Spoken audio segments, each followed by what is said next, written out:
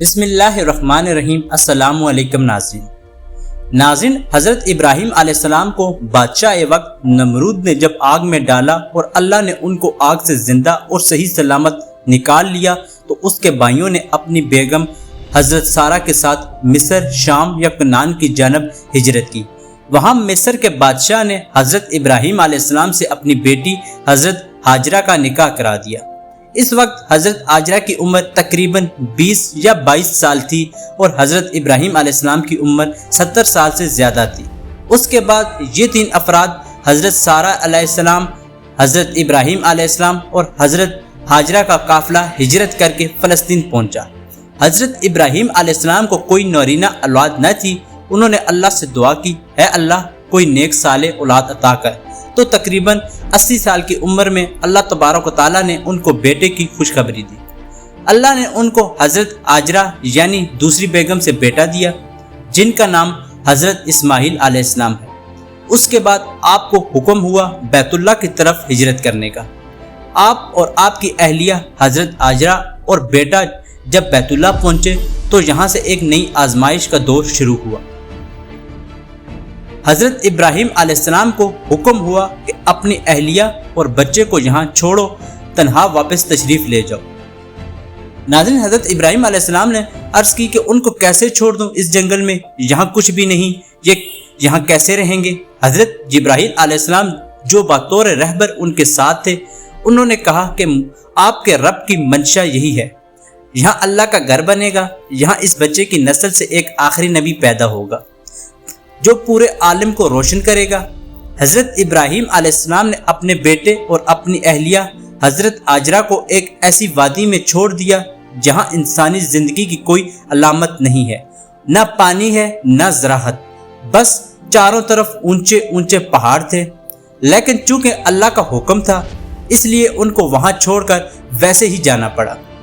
یہ نہ صرف حضرت ابراہیم علیہ السلام کا بلکہ ان کی اہلیہ اور بہت دعاؤں اور ارمانوں کے بعد ملے بیٹے حضرت اسماعیل علیہ السلام سب کا امتحان تھا۔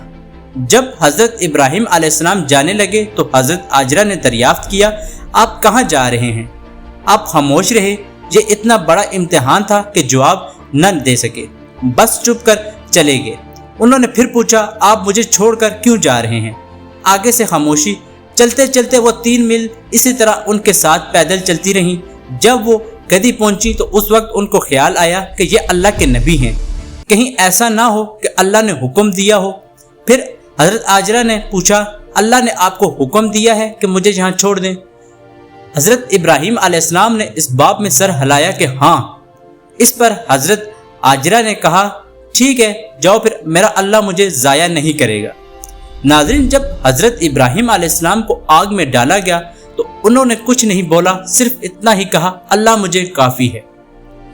لیکن جب حضرت جبرائیل علیہ السلام نے کہا کہ ان کو یہاں چھوڑ دو تو فوراً بولے کہ یہاں کیسے چھوڑ دوں؟ ناظرین، ذرا تصور کریں ایک بوڑھا باپ جس کو 84 سال عمر ہو گئی ہو اور اللہ نے ایک اولاد دی ہو اور ایسی امتحان کی گھڑی کہ ان کو وہاں پر چھوڑنا پڑ جائے۔ ان سے رہا نہ گیا اور فوراً محبت پدری میں بولے کہ یہاں ان کو کیسے چھوڑ دوں؟ اس جنگل میں یہاں کچھ بھی نہیں، یہ یہاں کیسے رہیں گے؟ انہوں نے وہاں پر ایک چھوٹا سا لکڑی کا چھپر بنا لیا جہاں وہ چند دن رہے اور اس کے بعد چل پڑے۔ حضرت ابراہیم علیہ السلام بوجھل دل کے ساتھ اونٹ پر سوار ہوئے تو حضرت ہاجرہ اپنے بچے کو گود میں لیے کھڑی ان کو دیکھ رہی تھی۔ یہ کوئی مہینہ یا چند دن کے لیے نہیں جا رہے تھے، پتہ نہیں یہ کب واپس آئیں، وہ ان کو جاتی ہوئی دیکھتی رہیں۔ حضرت ابراہیم علیہ السلام کی اونٹنی پہاڑ پر چڑھی اور پھر نیچے اتری۔ اس کے بعد حضرت ہاجرہ بھی اس وادی کی طرف چلی جہاں وہ آشیانہ بنا تھا۔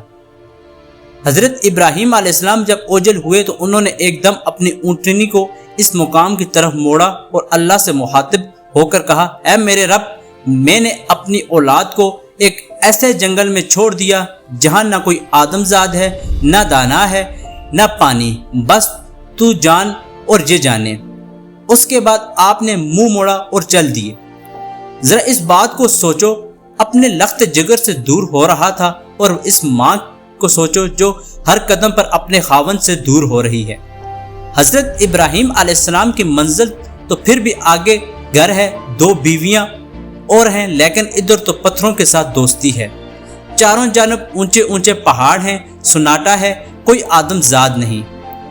اندر والے کو باہر کا پتہ نہیں، باہر والے کو اندر کی خبر نہیں۔ ناظرین، شام ڈلی ہو گئی تو اندھیری رات میں کیا ظلم ڈایا ہوگا، چاند تارے بھی حیران ہوں گے کہ آج کیا ماجرا ہے۔ ایک معصوم شہزادی ایک معصوم بچے کو گود میں لیے تنہا اس جنگل میں بیٹھی ہے، اور وہ تنہا جان آسمان کو دیکھتی ہوگی کہ اللہ میرے ساتھ کیا ہو گیا ہے۔ یہ تصور رونگٹے کھڑے کر دیتا ہے کہ اماں ہاجرہ پر وہ پہلی رات کیسی گزری ہوگی۔ جب دن کو سورج نکلا تو سورج نے کیا قہر برپا کیا ہوگا، اس کی تپش نے پہاڑوں کو جلایا ہوگا، پتھروں کو تپایا ہوگا، اور اماں ہاجرہ کے چھت پر کیا تپایا ہوگا اور ان کو تڑپتا رکھ دیا ہوگا۔ جب حضرت ہاجرہ کے پاس ایک پانی کا مشکیزہ تھا جس میں سے وہ قطرہ قطرہ پانی کا پیتی اور اپنے بچے کو پلاتی۔ اس مشکیزے پر 3 دن گزارے، اس کے بعد پانی ختم ہوا اور اس جنگل میں دور دور تک کہیں پانی نہیں تھا۔ ادھر شدت پیاس سے حضرت اسماعیل علیہ السلام بلبلا رہے ہیں۔ ماں سے اپنے لخت جگر کی یہ تکلیف برداشت نہیں ہو سکی تو حضرت ہاجرہ نے بے قراری میں صفا و مروہ کی دوڑ لگا دی۔ ان کو معلوم تھا کہ یہاں کچھ نہیں ہے، لیکن وہ اپنے بچے کو تڑپتا ہوا نہیں دیکھ پا رہی تھی۔ وہ بھاگ کر صفا پر چڑھی، نیچے اتری تو بچہ نگاہوں سے اوجھل ہو گیا، فوراً واپس لوٹی، پھر بچہ نظر آیا تو آہستہ ہو گئی اور بھاگ کر صفا پر چڑھی، نیچے اتری تو بچہ نگاہوں سے اوجھل ہو گیا، فوراً واپس لوٹی، پھر بچہ نظر آیا تو آہستہ ہو گئی۔ آہ مصر کی شہزادی مکہ کے نوکیلے پتھروں پر دوڑ رہی تھی۔ وہ پھر مروہ پر چڑھی، پھر صفا پر چڑھی، پھر مروہ پر، پھر صفا پر۔ آخر وہ مروہ پر تھک کر گر گئی۔ ایسا نہیں کہ انہیں 7 چکر لگانے تھے۔ 7ویں چکر کے بعد ان کی ہمت جواب دے گئی۔ ان کا دل نہ چاہا کہ بچے کو اپنے سامنے شدت پیاس سے مرتا دیکھیں، اس لیے وہ وہیں پڑی رہی۔ لیکن انہوں نے ایک بار بچے کو پلٹ کر حضرت بری نظروں سے دیکھا تو وہاں ایک آدمی کھڑا تھا۔ پھر مردہ جسم میں جان آ گئی۔ پھر وہ اٹھی اور دوڑ لگائی، بچے کے پاس جا کر دیکھا تو وہ آدمی غائب تھا، اور حضرت اسماعیل علیہ السلام کی ایڑیاں جس جگہ لگ رہی تھیں وہاں پانی ابل رہا تھا۔ پانی زیادہ ابلتا دیکھ کر حضرت ہاجرہ نے عبرانی زبان میں کہا، زمزم ٹھہر جا ٹھہر جا، تو وہ پانی نیچے چلا گیا۔ اللہ کو بھی یہ منظور تھا۔ 1 سال کے بعد حضرت ابراہیم علیہ السلام کو اجازت ملی کہ جاؤ مل کر آؤ۔ سوچ کر رونگٹے کھڑے ہو جاتے ہیں کہ جس راستے حضرت ابراہیم علیہ السلام کو جاتے ہوئے دیکھا تھا، اس راستے پر دن میں کتنی بار اماں ہاجرہ کی نظر پڑتی ہوگی، لیکن آج 1 سال کے بعد ان کو اپنے خاوند کا دیدار ہونا تھا۔ آج دل بے قرار کو قرار آنا تھا۔ 1 سال کے بعد حضرت ہاجرہ کو پہاڑی پر اونٹ کا سر نظر آیا تو دل اچھل کر آسمان کو جا لگا کہ میری آنکھوں کی ٹھنڈک آ گئی ہے، میرے سر کا سایہ آ گیا ہے۔ حضرت ابراہیم علیہ السلام نے اپنی اونٹنی کو بٹھایا تو حضرت ہاجرہ علیہ السلام نے کہا کہ تشریف لائیے۔ جواب ملا کہ اترنے کا حکم نہیں ہے، صرف ملاقات۔ حضرت ہاجرہ علیہ السلام نے کہا، آپ نہ آتے تو صبر آیا ہوا تھا، صبر توڑ کر پھر جا رہے ہیں۔ حضرت ابراہیم علیہ السلام نے اف تک نہ کی۔ حضرت ابراہیم علیہ السلام نے اپنے بچے حضرت اسماعیل علیہ السلام کو گود میں لیا، سینے سے لگایا، ان کو پیار کیا۔ بہتے آنسو بچے کے رخسار پر گرنے لگے۔ اس ننھے بچے کو پتہ نہیں کون اس مختصر ملاقات کے بعد واپس چلے گئے۔ جب وہ بچہ بھاگنے دوڑنے لگا، تھوڑا بڑا ہوا، دل میں اتر گیا، نظروں کو بہا گیا تو خواب آنے شروع ہوئے کہ قیمتی چیز قربان کرو، جس کے بعد کئی بکریاں قربان کر دیں۔ پھر بھی خواب آیا کہ قیمتی چیز قربان کرو، پھر کہا ہے قربانی کر دی۔ پھر خواب آیا قیمتی چیز قربان کرو، اونٹ قربان کر دیے۔ پھر خواب آیا کہ قیمتی چیز قربان کرو تو خیال آیا کہ قیمتی چیز صرف اسماعیل علیہ السلام کی طرف اشارہ ہے۔ ناظرین، اس کے بعد 1500 کلومیٹر 1 مہینے کا اونٹ کا سفر ایک باپ چھری لے کر اپنے لخت جگر کو ذبح کرنے کے لیے چلا ہے۔